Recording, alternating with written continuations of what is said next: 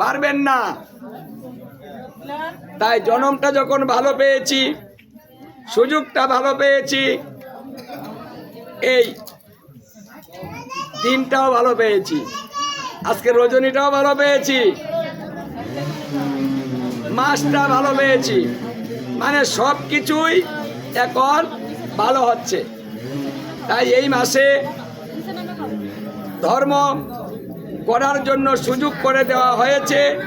যারা করবেন তারা 1 মাস যদি কষ্ট করেন, 1 মাসে জনম জনমের অপরাধ খণ্ডন হয়ে যাবে।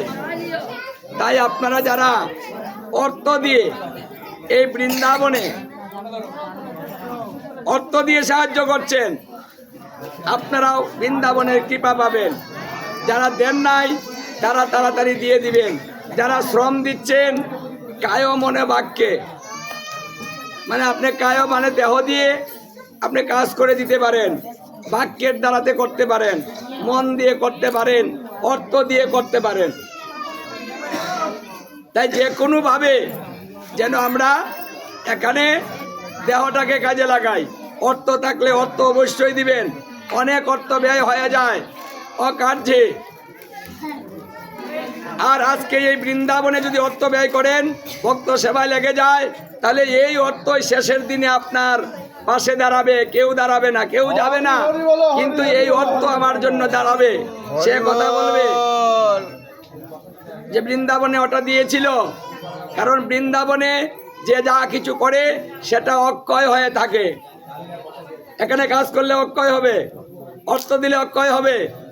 সুন্দর সুন্দর কথা বলবেন, ভালোবাসবেন, মানুষকে বসতে দিবেন, সম্ভাষণ করবেন, অক্ষয় হবে। তাই আমরা একেবারে সস্তা একটা অক্ষয় ভোজন পেয়েছি, যেটা কোনোদিন ক্ষয় হবে না। সেই নববৃন্দাবন আমাদের কাছে চলে এসেছে। কারণ বৃন্দাবন যেতে পাসপোর্ট করতে হয়, ভিসা লাগাতে হয়, 1 মাস সময় দিতে হয়, আর 50-60 হাজার 1 লাখ টাকা নিতে হয়, তারপরে বৃন্দাবন দর্শন হয়। এবার গোবিন্দ ভালোবেসে কৃপা করে সেই সুযোগটাও করে দিলেন যে তোমাদের এত টাকা ব্যয় করে, কষ্ট করে, পাসপোর্ট ভিসা করে, গাড়ি ভাড়া দিয়ে 1 মাস থেকে বৃন্দাবন যেতে হবে না। আমি বৃন্দাবন নিয়ে তোমাদের কাছে চলে এলাম।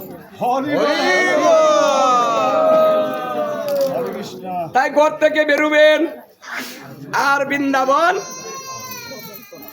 বাস বৃন্দাবন দর্শন দর্শন।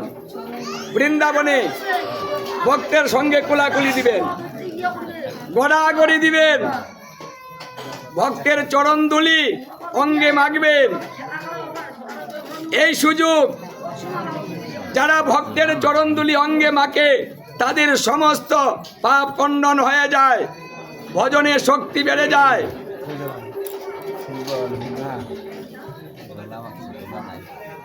তুলায় দিলে গড়াগড়ি হয়ে যায় পারের কড়ি। তাই তুলায় গড়াগড়ি দিলে পারের কড়ি হয়ে যায়। তাই বৃন্দাবনে এসে যারা গড়াগড়ি দেয় তারা শেষের দিনের পারের কড়িটা নিয়ে যেতে পারে। কি সুন্দর সস্তা একটা ভজন, কি সুন্দর একটা সুযোগ আমরা পেয়েছি। এই সুযোগটা কেন আমরা হাতছাড়া করব? তাই বৃন্দাবনে এসে উপরে বসবেন না, নিচে বসবেন, আর সুযোগ পেলেই গড়াগড়ি দিবেন, ভক্তের চরণধুলি অঙ্গে মাখবেন। এই তো সুযোগ।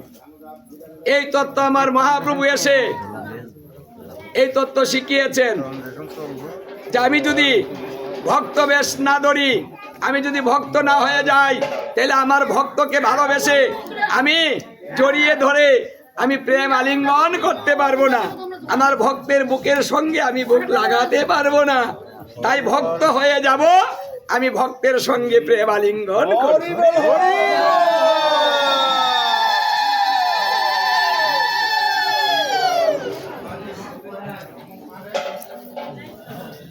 আর ভক্তের চরণধুলি অঙ্গে মাখবো। আমি ভগবান হয়ে তো আর ভক্তের চরণধুলি মাখতে পারবো না। তাই আমি ভক্ত হয়ে ভক্তের চরণ ধুলি আমি এবার অঙ্গে মাখতে যাব। এই জন্য তিনি গোলক বৃন্দাবন পরিত্যাগ করে রাধা কৃষ্ণ দুই দেহ এক হয়ে গৌরাঙ্গ হয়ে তিনি ভক্ত হয়ে তিনি চলে এলেন এই ধরাধারে। এসে জীবকে তত্ত্বটা শিখালেন, এই নব বৃন্দাবনের আয়োজন করে দিলেন যে আমি যখন এসেছি একটা বিশেষ কিছু ব্যবস্থা করে যাই। তাই স্বয়ং নিজে জীবের দুঃখ দুর্দশা দেখে আর নীরবে থাকতে পারলেন না। তাই তিনি জীবকে মুক্ত করার জন্য সুন্দর সুব্যবস্থা নিজে স্বয়ং অধিবাস কীর্তন করে এই নাম যজ্ঞ করে জীবের উদ্ধারের রাস্তা দেখিয়ে গেলেন, শিখিয়ে গেলেন। এইভাবে তোমরা মুক্ত হতে পারো।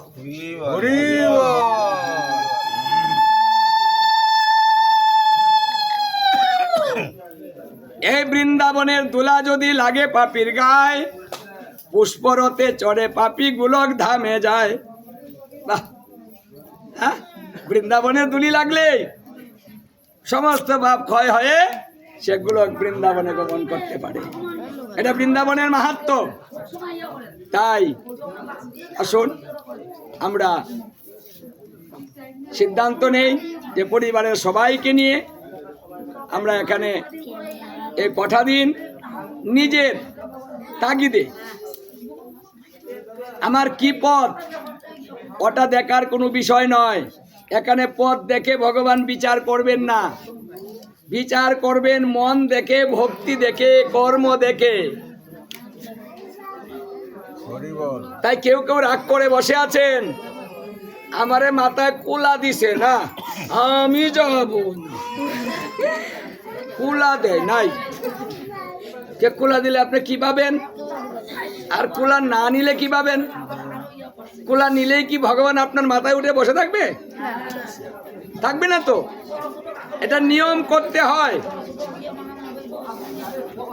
একজনে করলেই হলো, করুক।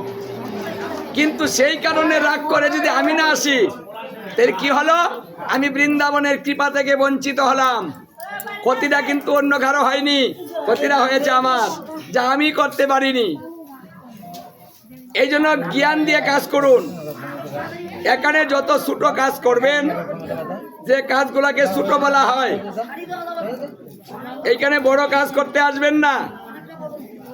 নিজের দাম বাড়াতে না, সম্মান বাড়াতে না, লোককে দেখানোর জন্য না। আমরা এখানে যা কিছু করব সেটা আমার অনাদির আদি গোবিন্দের জন্য করব। এই স্থানটা কিন্তু কারো ব্যক্তিগত নয়। কেউ বললে আসবেন না, আবার কেউ ডাকলে আসবেন তা নয়। এটা আমার বাড়ি, আমার ভগবানের বাড়ি, আমার সকলের বাড়ি। এখানে জাতেরও বিচার নেই, আর সূচি অসুচি সেটারও বিচার নেই। এখানে সবাই প্রবেশ করতে পারবে, সেই অধিকার দিয়ে দেওয়া হয়েছে যে বৃন্দাবনে কোনো বিচার চলে।